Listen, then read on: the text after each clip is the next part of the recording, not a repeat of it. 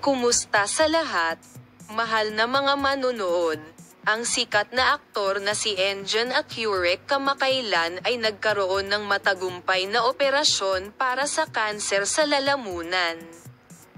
Si Engin Akyurek, na dinala sa intensive care pagkatapos ng operasyon, ay nasa ilalim ng patuloy na pangangasiwa ng isang doktor na huminga ng malalim ang kanyang mga tagahanga at pamilya matapos matagumpay na makumpleto ang pinpoint na operasyon. Ang mga doktor na gumawa ng pahayag sa press pagkatapos ng operasyon ay nagsabi ng sumusunod. Ang operasyon ni Engin Akyurek ay matagumpay. Ngunit kailangan nating mag-ingat upang matiyak na magpapatuloy ang proseso ng pagpapagaling.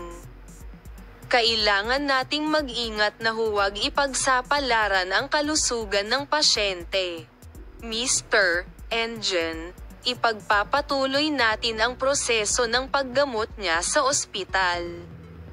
Ang asawa ni Engin Akyurek na si Tagbabuyek Usten ay nanatili sa kanyang asawa pagkatapos ng operasyon. Tuwang-tuwa ako nang malaman kong matagumpay ang operasyon ni Engin, sabi ni Tagba sa press. Gayunpaman, ang proseso ng paggamot ay dapat magpatuloy upang maibalik ang buong kalusugan. Kaya naman aniya, dadalhin natin siya sa operasyon sa payo ng mga doktor. Mananatili kami sa ospital para sa isa pang 15 araw. Sinabi niya na si Engin Akyurek ay mananatili sa ospital upang mabawasan ang panganib ng impeksyon pagkatapos ng operasyon at upang mapabilis ang proseso ng pagbawi. Ipapakita namin sa iyo ang mga pag-unlad sa paksa. Maaari mong panoorin. Bye-bye.